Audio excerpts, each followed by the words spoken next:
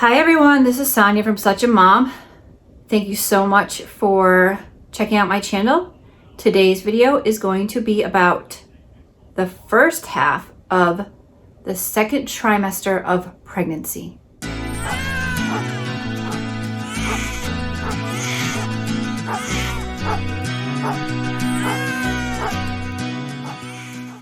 Your doctor and your Google searches will show that second trimester could start at 12 weeks, 13 weeks, 14 weeks, 15 weeks. I think the general consensus is 14 weeks, and for the sake of this video, I'm going by 14 weeks. So I'm going to be talking about the first half-ish of my second trimester. So I'm going to be talking about weeks 14 to 22. So at the end of my first trimester, I was experiencing nausea, all-day nausea, major fatigue. During weeks 14 and 15, my fatigue did lessen, but my nausea was still all day long. I had a hard time eating. Eating definitely made it worse. 16 weeks was pretty much the same story. My fatigue was starting to improve even more, and I was getting back to my regular daily life.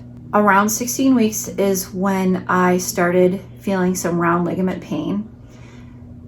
So if I coughed or sneezed or got up too quickly, I had some nice sharp pains going on in my lower, very lower uterus area. I don't know if you've ever felt that before, but sometimes it can have you bending over and wincing in pain until it kind of lets up. My chair is so squeaky. I did have a prenatal appointment during week 16 and all was well, and I still had not gained any weight. In fact, I have it written down that I lost 1 pound. But the most exciting thing about week 16 is I started to feel flutters. This is my 4th pregnancy, my 3rd viable baby. I definitely know what flutters feel like. And this is about the time that I started feeling it with my last pregnancy as well.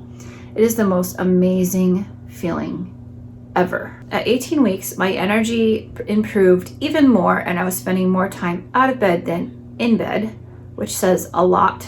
I also started to feel strong kicks from the baby at this time.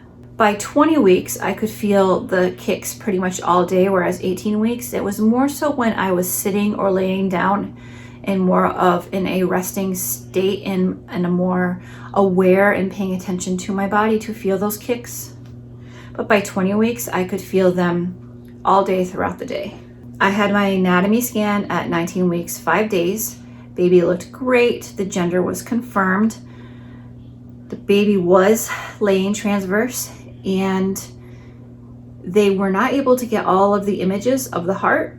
They weren't concerned, but it was still necessary to get. So I did have to schedule a second anatomy scan for a few weeks later. And by 20 weeks, I still had no weight gain, which I'm very thankful for. And for me, being, starting this pregnancy overweight, this is completely fine. And then during week 20 is when my irritable uterus kicked in. Yes, that is the actual medical term. What is an irritable uterus?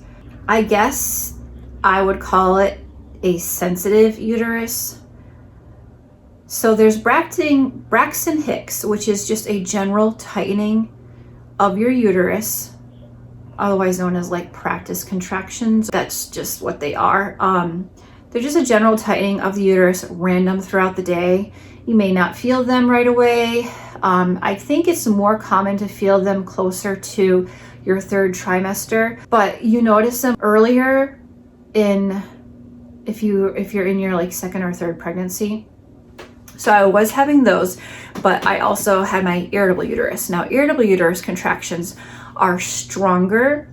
They can feel like real contractions.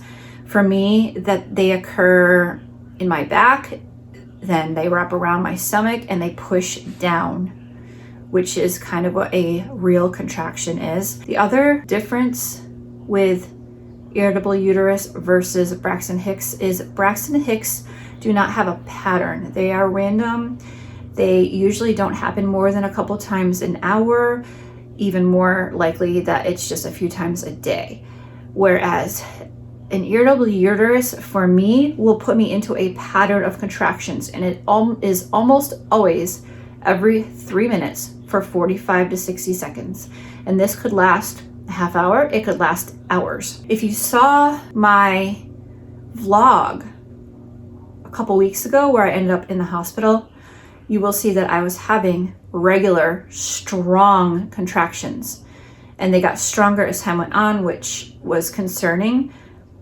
But in the end, there was no cervical change because an irritable uterus does not cause early term labor, preterm labor, and it does not cause any change in your cervix. So it was determined that those contractions I was having was just more irritable uterus contractions. I don't usually go into a pattern of 6 hours of contractions. They usually let up within 1 to 2 hours. And when I get into the pattern, it's very random. I don't have the pattern every day. I might have a few in a row and then it stops. But maybe once a week, I'll get into a pattern that lasts maybe about an hour, sometimes 2, where they're every 3 minutes, and sometimes they are quite painful. At 21 weeks, I did have to go into labor and delivery because I was having very strong regular contractions for 2 hours straight. I was driving around and I had to pick up my son at his school. His school is 30 minutes away. And they were so strong that I had to get out of the car and lean over the car and breathe through the contractions. After about an hour and a half of this, I contacted my OB office and they recommended I get checked out at labor and delivery.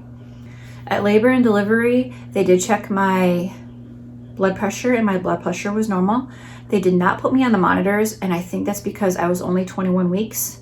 They did check my cervix and they said that it was slightly long and closed, which according to them, was all good signs. So now I'm going to talk about 22 weeks, and then in my next video, I'm going to talk about weeks 23 to 27. By 22 weeks, my all-day nausea had subsided.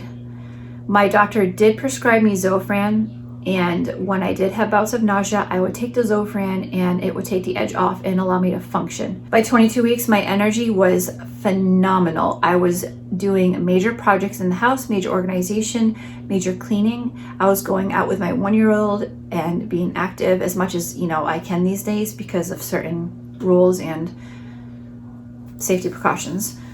I felt just so awesome. It was so awesome to get out of bed and have that energy to be able to live a normal life. I had my repeat ultrasound about halfway through 22 weeks. I think it was 22 weeks, 5 days. And they were able to get baby's heart images that they needed. And baby was presenting head down this time. The ultrasound tech was amazing. It was the best ultrasound tech I've ever had. She explained everything that she was doing, everything that she was looking at, and what I was seeing on the screen. She even turned on 3D images just for pure fun for me and enjoyment. She worked hard at trying to get baby's face. Baby loved to hold their arms over their face all the time, and that's actually something that I do when I'm laying down and relaxing. But they were able to get a couple of good images. All right, so that's it for this video, and I will post weeks 23 to 27 or through 27. Thank you so much for watching. I hope this was enjoyable and maybe helpful and relatable, and I hope that you decide to stick around and subscribe. See you guys next time.